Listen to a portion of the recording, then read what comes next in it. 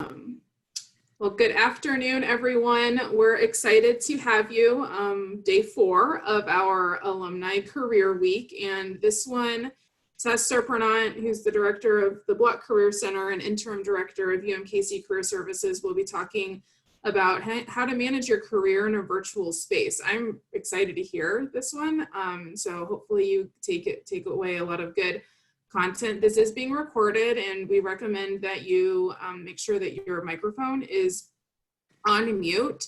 If you have any questions, I will be managing the chat box, and I will let Tess know if there's any questions that she should address, but I'll also try and address those questions in the chat box as well. But Tess, I will hand it over to you to take it away. Oh, fabulous. So it's funny to me that Erin would say that she's interested to see this, because I think that Erin is actually somebody who's been doing a really amazing job of managing her career. And actually, I was going to use her as an example a couple times of some best practices. Oh, well, thank you.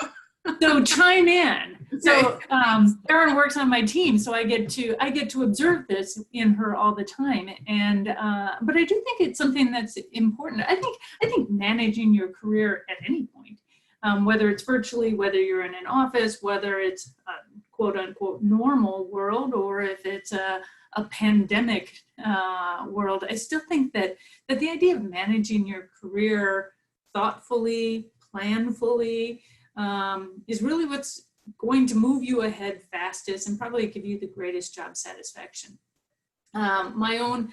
If you've ever heard me speak before, I often refer to a comment that one of my own career mentors had made to me early on, was that sort of the key to career advancement in his eyes was that you should always be focused on doing the very best that you can in the job that you're at, but at the same time scanning the horizon for what's next, which is a really deceptively simple statement, because many of you probably have been in situations where the minute you kind of start thinking about what's next, you kind of start disengaging from what you're currently doing.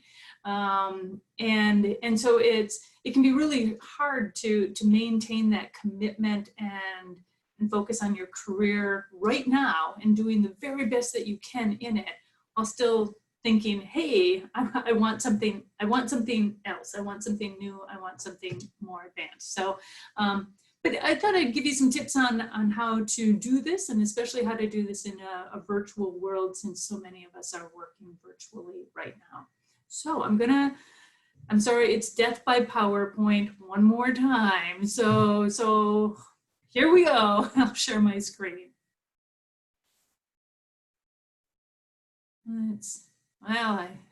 Let's see if Tess, do I need to give you screen share? You do. Trust me on this one. I promise I won't do anything bad. I made this mistake last time. So hold on, let me make you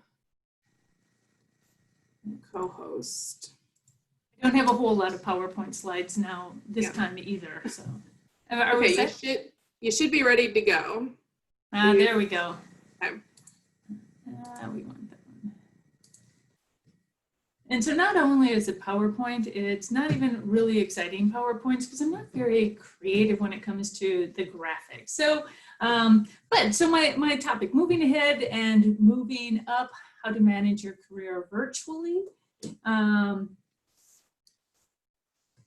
So, you know, I realize sometimes it feels like the world has stopped and we're just sort of hanging in limbo and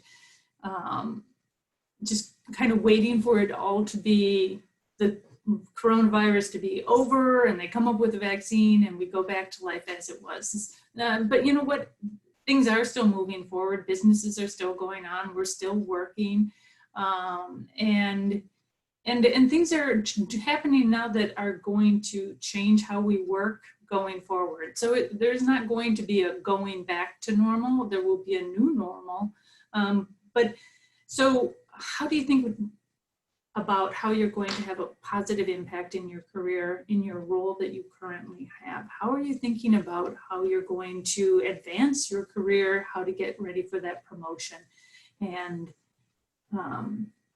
so I have 6 tips for how to do this. And some of them are pretty basic, and you might have heard them before, because while a lot has changed, a lot hasn't. And you know, you still are responsible for your career. Nobody else is going to be looking out for what you should be doing next, or telling you what you should do next, because everybody's career path is unique and different, and it's up to you to develop the plan that's going to work best for you. So what are my tips?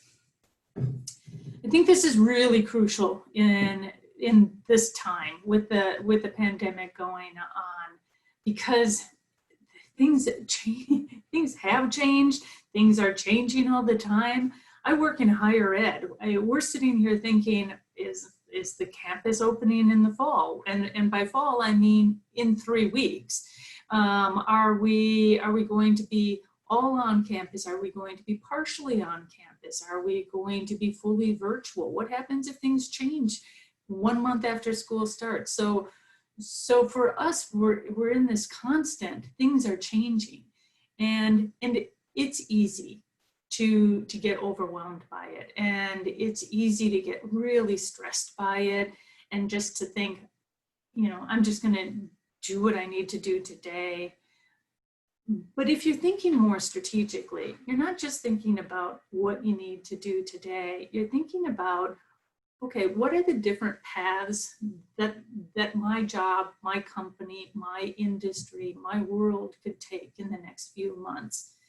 And how would I adapt to them? And so being proactive in creating innovative solutions to different potentialities is actually going to set you apart from those people who are just sitting there thinking, how can I make a plan when I don't know what's going on? Well, you know, in our case, we make a plan for what does it look like if we are fully on campus? And what is it going to look like if we're partially on campus and partially virtual? What is it going to look like if we go 100% virtual? What is it going to look like if we start with one plan and then have to completely shift and start another one? And the more we can develop solutions to address each of those different scenarios when they do pop up, and right now it's constant change. The one thing I'm sure of is that something will change in the next few months, but we're ready for it.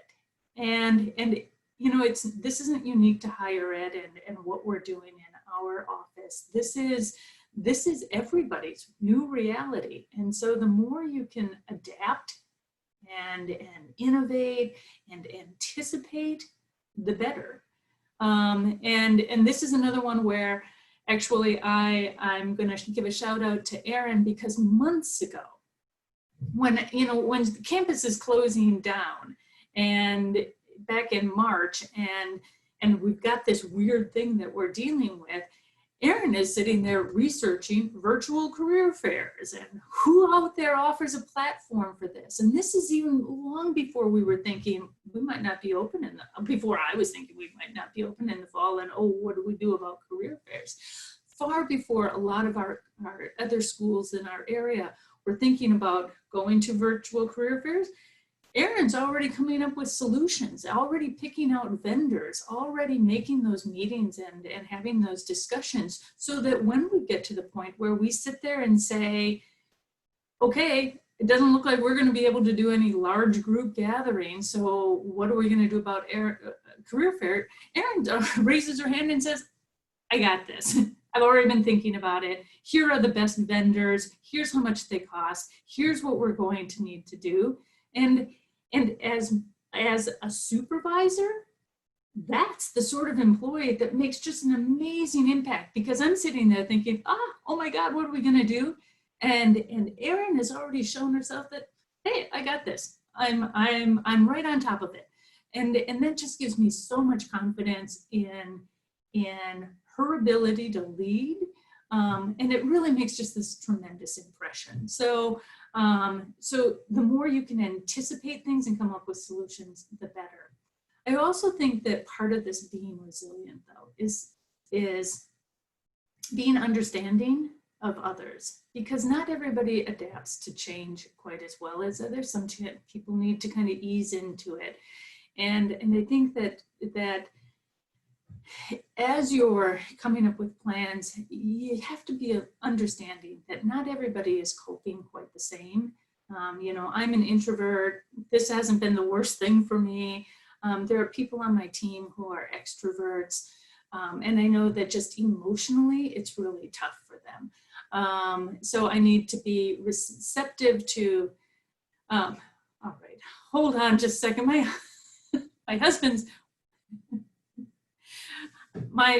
excuse me for a second. My office faces, has windows right in front of me, and I have a deck right in front of my windows.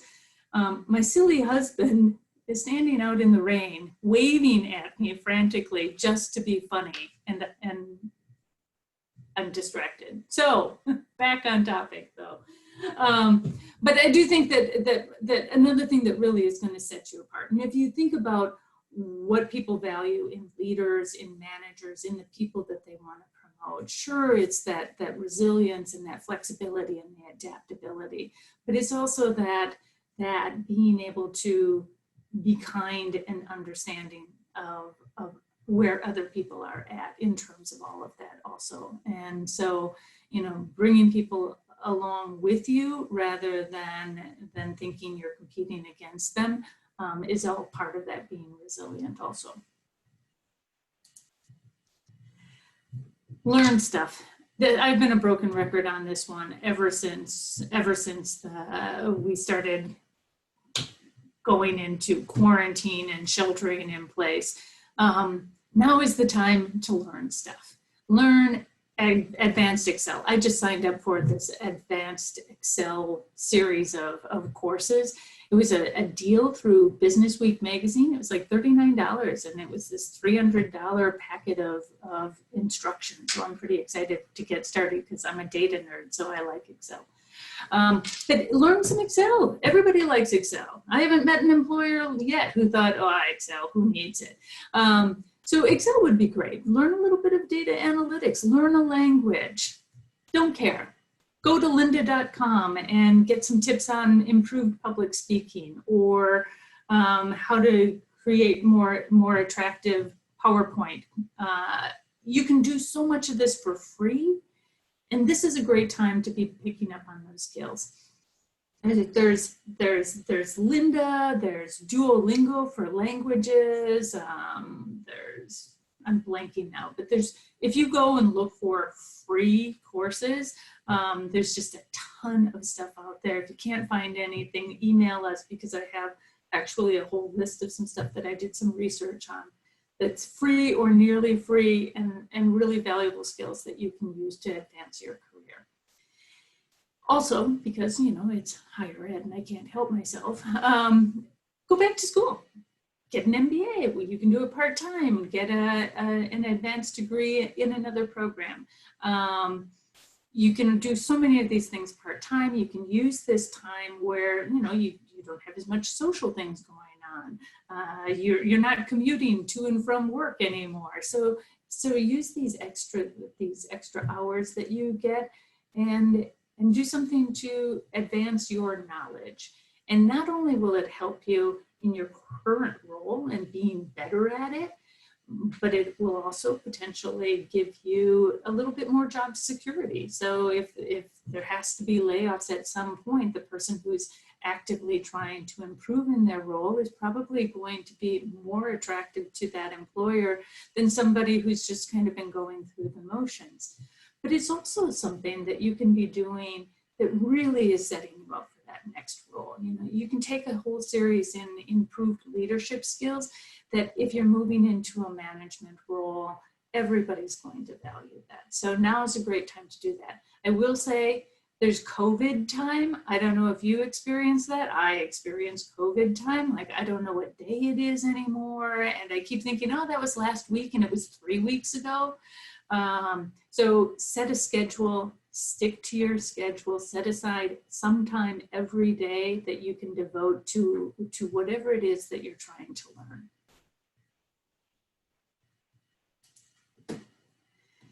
Get your work done. So I was talking to my husband about his experience, and he's got some coworkers, he's just not sure what they're doing. And don't be that person. Don't be the person that people wonder, are they working? Are they getting anything done? Get your work done. Because if what you want is something, if you want to keep your job in a market where, you know, we're going to see some companies continuing to let people go, you don't want to be the one where people are like, well, I think we could let them go because I'm not really sure what they've been doing anyway for the last few months. So get your work done. So be disciplined, be professional.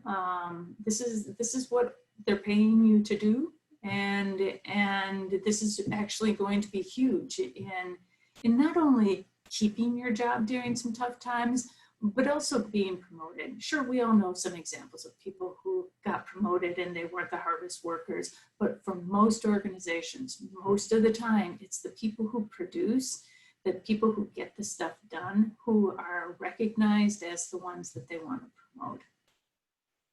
It's so simple. Kind of along with getting your work done though, don't just work in silence. Let people know what you're doing. So communicate. And that's my fourth tip is, you know, be sure you're documenting and sharing the progress of what you're doing because when we're remote, it's not quite as easy to be aware of everything that's going on.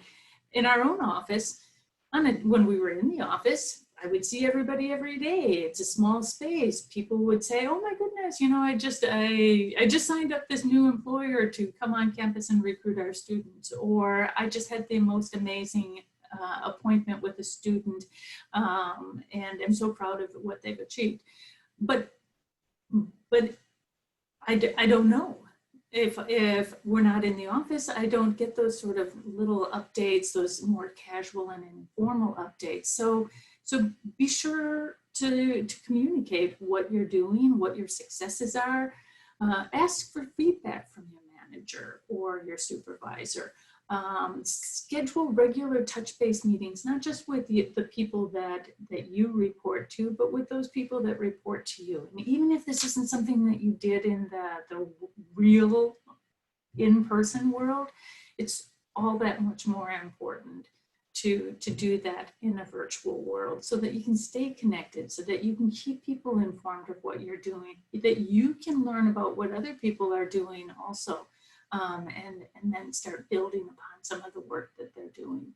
So communication is huge. And again, it's not just for COVID times. It's not just to keep your job right now, but it's one of those things that it's been very, very well documented in tons and tons of research that the best leaders are good communicators. And so developing those skills and showing you have those skills also is a way to just be recognized as somebody who has strong leadership potential.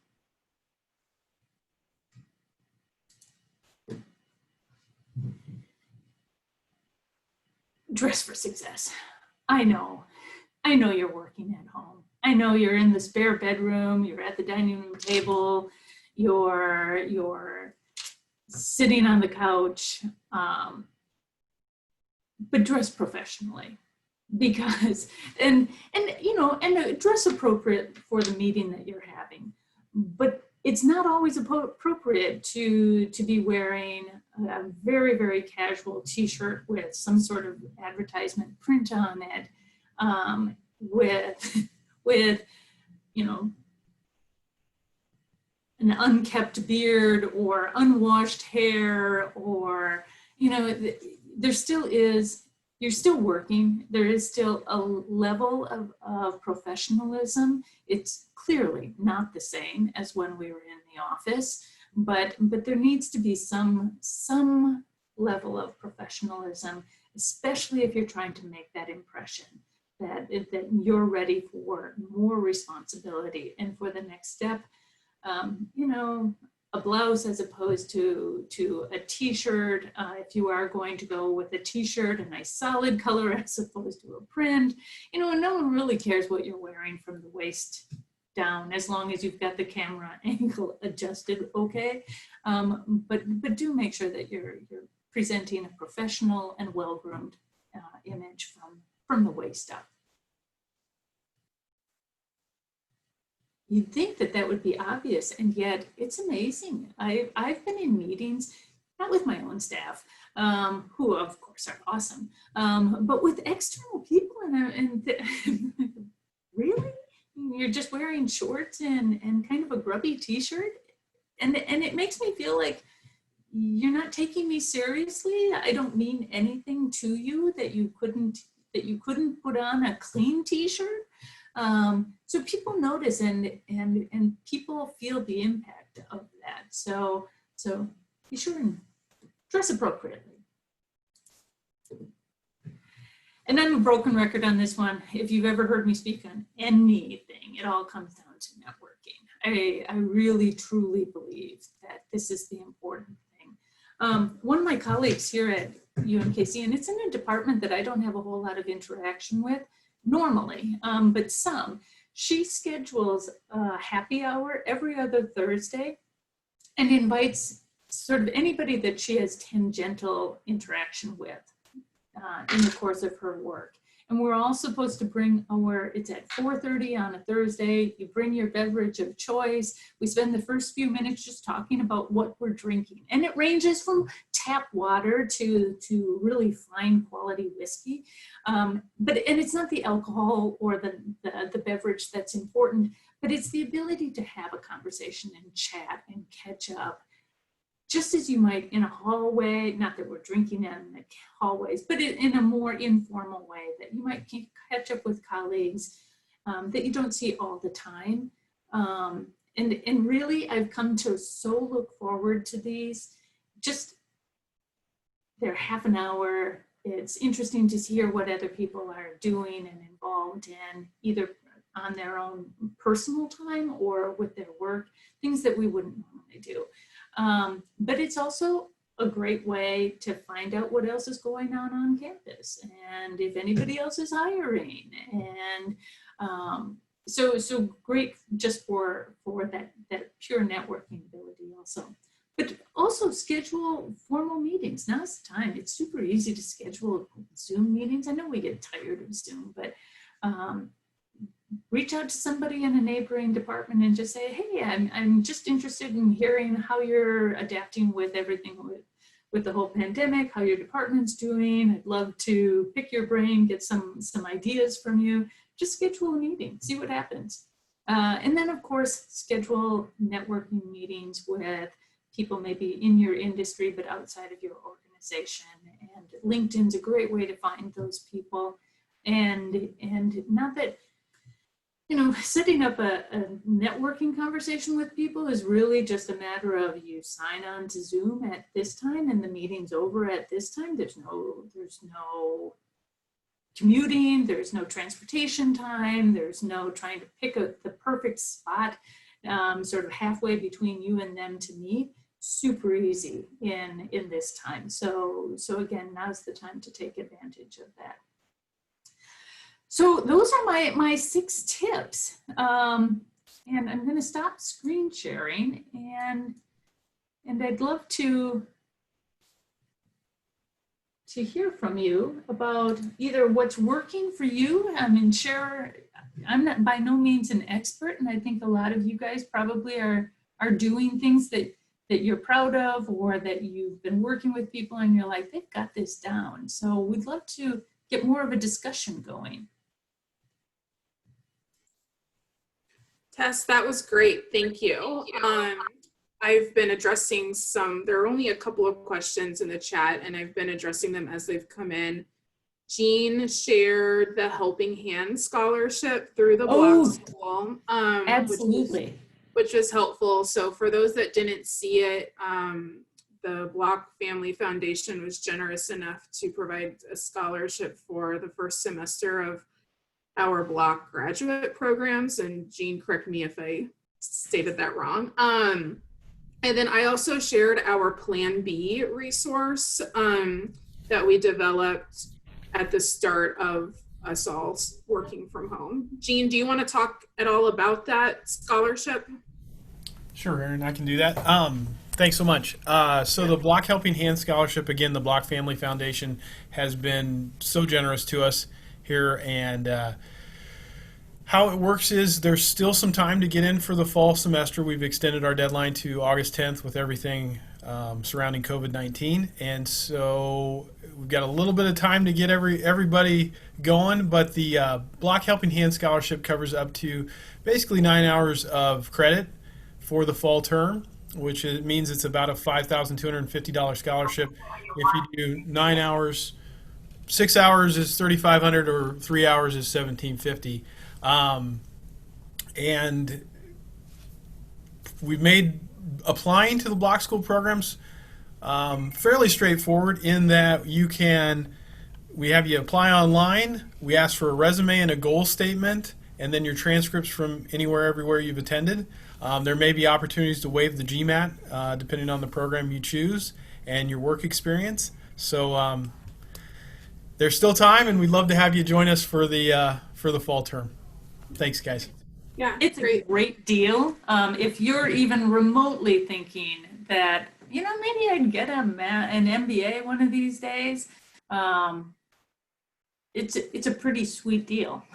Yeah, and just from our experience working with like a lot of our MBA students, I would say, and Jean, again, correct me if I'm wrong, I feel like a good half of them do not have a business background, like undergraduate background. We have a lot of engineers in the programs, students from more technical fields or the sciences. So Jean, again. And truly, Aaron, that's what we want. We want a good mix of students from all different backgrounds. It makes for a really valuable experience for all students that way. We have students, run the gamut of things from the arts to engineering and the hard sciences to business degrees. And so it's fantastic to have the breadth of knowledge in a classroom that from so many different industries and walks of life, because it really adds to the experience you can have. If you're looking to pivot in your career and maybe go in a little bit different direction, you've got people that you can rely on resources because they're already working in the field you're thinking about. Or if you're looking to step up and move up in your career, again, you're making really valuable connections with your fellow classmates. So really neat opportunity. Great. Thank you, Jean. Tess, we did have a question come in, or were you going to say something? No, regarding the comment that just came in about promoting yourself on social media, and actually I had thought to mention that sort of in the communicating piece. I think that there's so many things that you can do positively to promote yourself on social media, as well as things that you really kind of want to be careful about when using social media also. So, the positive things, there's so many great articles. So whether you want to create an article and post it on LinkedIn, or whether you found a great article and sharing it on LinkedIn or another platform, these are really great ways to, again, sort of build your brand, that you're working to develop expertise, that you're staying on top of your industry. And again, these are things that are going to be seen by your current employer, as well as any prospective employer, as really positive things, because they're really good professional things to do. Now, on the other hand, be careful when you're using social media. I saw a social media post at one point from somebody I knew who said, I don't think I'm even working 30 hours in this COVID world. And I'm just like, oh my God, why would you say that on social media? Even if it's true. Well, if it's true, maybe you should work a little, find some things to do. But why? Why would you advertise in a place where your boss can see this, that you're not working? I've seen people saying, I spent 12 hours watching Netflix. And again, if your boss saw that you just posted that you just spent the last 12 hours, 8 of which were work hours, on watching Netflix, not cool. So just be careful, if what you're trying to do is promote this brand of you as professional and committed to your job and your organization, then make sure that the posts about what you're doing in your free time are really things that you're doing in your free time. But otherwise, I love LinkedIn. I also love Instagram. I like most social media. Let's be honest. And I use LinkedIn as one of my best sources for information about my profession. And I really do rely on colleagues. Erin's a great one for sharing things. We have colleagues at KU. I used to be at University of Minnesota, and they're constantly resharing and posting information that's so relevant to my job that I kind of use them as my source for good information. And again, if I'm hiring and I see that or hear that one of these people might be available, then I know they're taking their career seriously. And so that's important to me. So they would make it on my short list of people I wanted to talk to about open positions. So it can be a really sort of subtle way of promoting yourself for new opportunities. I think to go along with Tessa's point, in addition to articles, I share a lot about what our office does. I want to share the good things that we continue to do. So I always do a post. I plan our career fairs.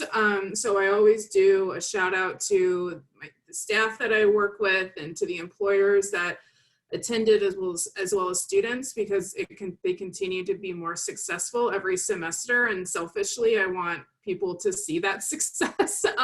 But I think it's good for our students to see the success, as well as our alumni and employers as well. And so in addition to articles, it's a great way to do some self-promotion, so your colleagues can see it, but then also potential future employers and recruiters.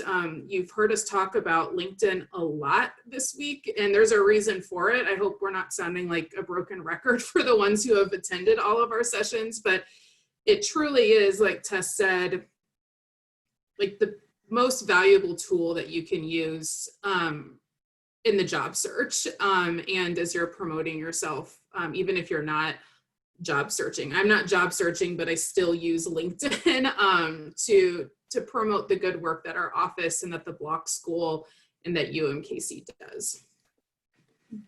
So somebody just posted a question about how do you promote perhaps when you're unemployed. And I think that actually some of it's the same.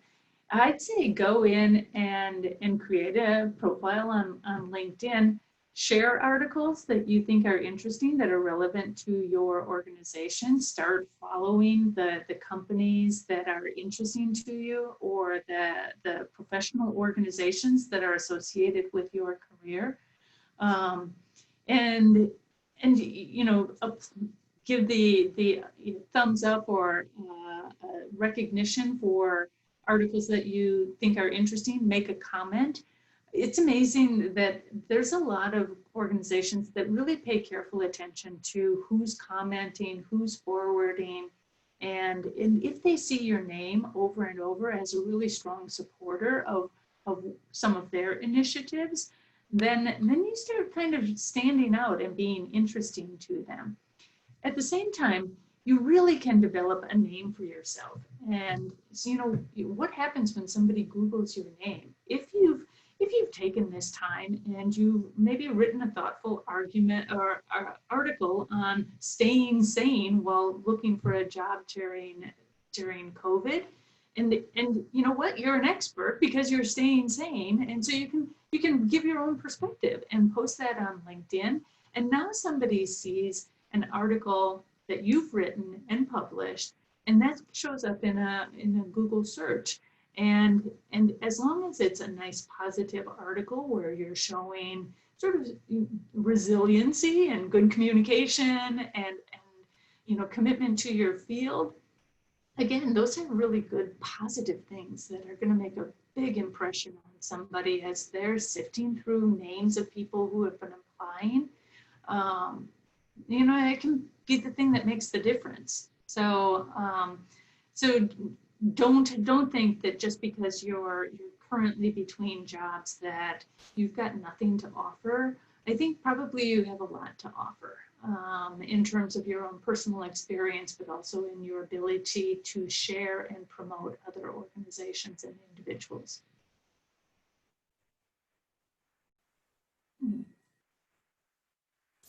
I just wanted to add to, I'm currently in the block school and a recipient of the Helping Hand Scholarship. So shout out, Jean, thanks.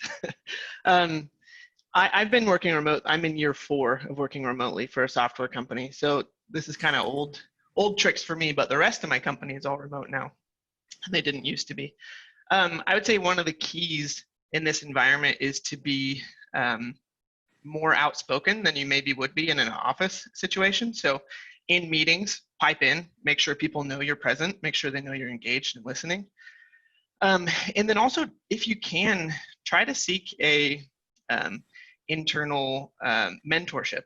So get exposure within your company, hopefully with somebody, you know, higher ranking in the company, so they see how engaged you are and see your involvement with the company, and what your desires are there. I think that helps a lot in a remote setting. So I've been able, while being remote, to navigate a couple of promotions and, you know, keep my career moving forward in ways I didn't think I could while being remote. And yeah, Jean's mentioning too, my wife's joining the block school this coming fall too. So she's doing more what you said, Tess. So this is a time when some other obligations in her life have slowed down due to COVID, and so she decided to pick it up on that end of things. And I'm directly breaking your rules by wearing graphic t-shirt and but it's a Kansas City, so you can support the city. That's fine. Well, and I work in a casual environment even when I'm in the office. So well, like I said, you know, you dress to the meeting, so yeah. That's, you know, sometimes so like Levi and his wife, we are more than happy to accept both you and your significant other. So, you know, think about graduate school if you haven't already got that graduate degree. We look forward to having Levi finish up here shortly and his wife get started on the program. So thanks again, Levi. Yeah, thank you. No, and I want to touch on one of the things that Levi said, you know, the speaking up in meetings and maybe being a little bit more outgoing and outspoken than you would normally do. I do think that this is really important because again, you're not necessarily being visible every day like you would be in an office, and so being heard and seen is really important. I also think that it plays into a little bit of Zoom etiquette, which we're all starting to learn these things. And I know a lot of you have your cameras off today, and that's perfectly fine. This is the sort of meeting where that's completely appropriate. But if you're in a staff meeting with the others on your team, keep your camera on and make eye contact, and don't be spending the entire meeting either reading your phone or reading your email, but try and make eye contact as much as you can, because this is your connection. And well, you know, we all know it's Zoom and it's not 100% virtual, but I really enjoy the interaction, the facial expressions, and the idea that I'm talking to the people on my team. And that's tough if they're always looking away or if their camera is always off. So that's another tip, that, I mean, be present as much as one can be present in a virtual world, and share in the conversation. Yeah, I think Roberto, did you have? Yes, if I may, I'm seconding Levi's comment. I've been working offsite for many years now, and it's you can get really lost on just putting your head down and getting the work done, and not necessarily doing everything else that needs to be done in order to advance your career, advance yourself. I will say one thing as well, that as a leader and manager, when you're in that position, it is important to just not have work meetings all the time, right? It's important to now in these times to be able to reach out, make sure that the folks that report to you or your colleagues are doing great, you know, that things are moving along on their lives outside of work as well. One of the things that we do at my company, we schedule weekly or bi-weekly sessions where we talk about nothing related to work for about half an hour, 45 minutes. It can be things from what's the latest movie that you watched to, what's the latest thing that you cooked. But again, that creates that rapport. That's key, right? Be able to talk, to connect to different folks, and then expand that as well. So now you are doing two things. Number one, you're expanding your own network with other folks above as well, but giving the opportunity to folks, that are underneath, right? They're coming up to have the same opportunity. So that's very important as well. Yeah, I completely agree. One of the things my husband has done during COVID, and kind of what, like you were saying, Roberto, with that building the rapport, and it doesn't always have to be all work, and it doesn't always have to be a standard Zoom meeting. My husband got into this habit of creating these little trivia quizzes using, what's the platform? Kahoot. So people can log in and using their phone to select the answer, and they're just silly. And it's 10 questions, and he started out doing it for just his team, his department, just to little levity, have some fun. And now people from all over his organization are like, hey, I wanna be in on that also, because they've heard that it was fun. And it's just, it's a way to keep your network up. It's a way to have a little bit of fun, because that's part of the fun of work, is the fun of your colleagues. So I do think that it's important to, and sadly, I think in a virtual environment, I think we kind of have to schedule a little bit of, make sure that we allow for the time for the fun, because otherwise it is too easy just to focus on, I'm going to get my work done. I'm going to do what I was supposed to do. But. Yeah, from my perspective, I feel that some of the activities that need to happen that have been perhaps already part of your behavior, such as getting to work on time. If I go back to, I went to a blog school, and one of the first things that one of my professors said is, make sure when you get a job, you're the first one in the parking lot, you're the last one, make sure they see your car. I mean, all these type of things, right? But if you think about it, those behaviors are purposely done, right? You go ahead and you wake up early and you do this. I think that has to be the similar approach to some of the virtual world now. It's things have to be, you have to purposely think about it and execute your plan around it. So you have to know who you want to reach out in your organization, to your point of, I think, Levi, to your point about having a mentor that's above you, right? Who that person is, and make sure you reach out to that person, how you want to reach out to that person, at an appropriate time, how do you want to get connected? Are you not reaching out to somebody else in order to get connected, or how are you going to do it? But at the end of the day, the same amount of purpose and tactically that you do, you have to apply to the virtual world. Yep. Yeah, it really, so much of this is stuff that we should be doing also in a non-virtual world. It's just, I think it's just that much more crucial when we're all dispersed. It's interesting. I'd love to hear Roberto and Levi's perspective. A lot of organizations have been resisting remote work for a long time. And I think what's been shown here in the last few months is that people can work really well. But I also think that there are certain things that have changed in how we're working remotely now. Before, you guys were probably, either part of teams that were remote, but your whole organization, I'm assuming, was not remote. And well, now everybody's remote. And now everybody's got the tools to go and meet virtually. And whereas before, probably if you were working or trying to set something up with somebody outside of your department, they might not necessarily have Zoom or Teams or the ability to video in. So I imagine that in some ways, having everybody remote has changed your work environment some. It has a bit. My office was split between New York and Chicago anyway, so I went remote as soon as I moved to Kansas City from Chicago. But that being said, all of our company meetings, all of our team meetings would still be over Zoom because they were split between offices. So it just added, my screen to that, but really we're pretty well set up for it. So when the pandemic happened, we actually, as a company, just met earlier this morning and showed, it's a software company, actually right there, called Backstop Solutions. And we had a lot of metrics that we reviewed company-wide today, such as the release of new features and fixing of bugs, and our support team, what kind of calls are coming in now that they're not, sitting on all desks together, everyone's at home, the response rate for them.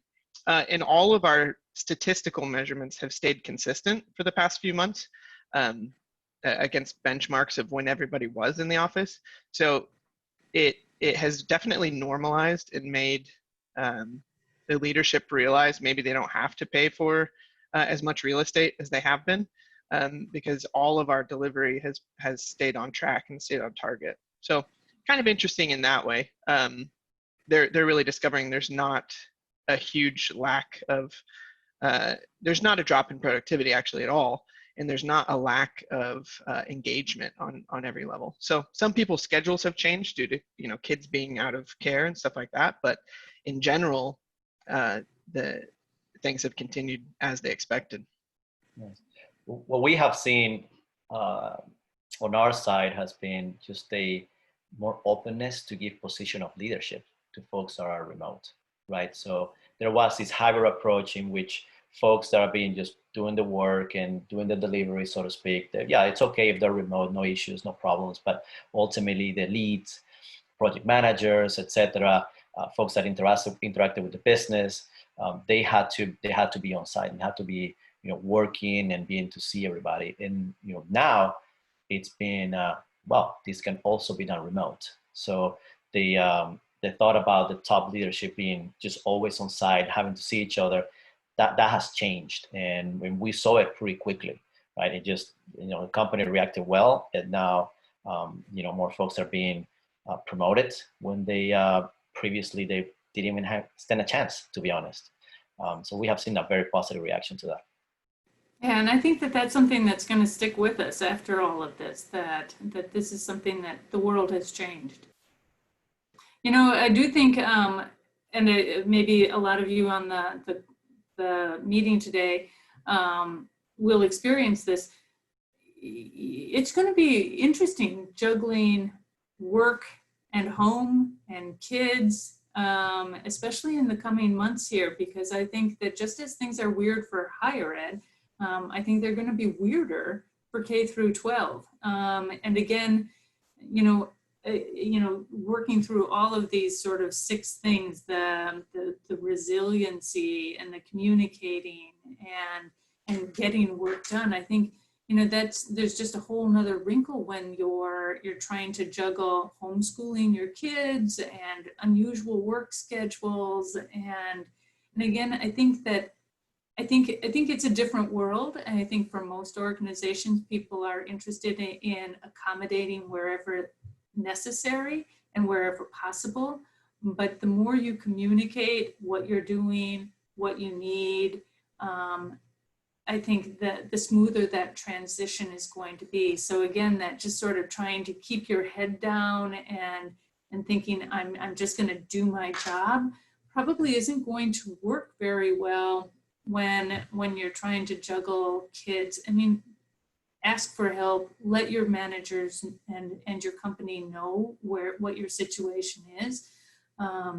Most organizations that we talk to, the people are their most important thing. You're hard to replace, you're expensive to replace.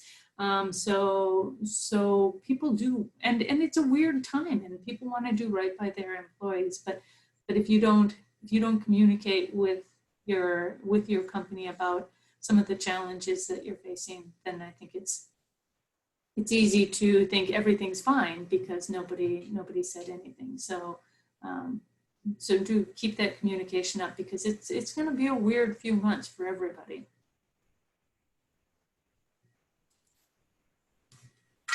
this was questions. great. Thank you, Tess. I don't see any other questions. So thank you, Tess, and thank you, Levi and Roberto, for providing that insight. Higher education is traditionally not a space where people work remotely. So this is definitely something new for me. And so having kind of veterans in that space, providing that feedback and insight was really valuable. So thank you for participating in the conversation.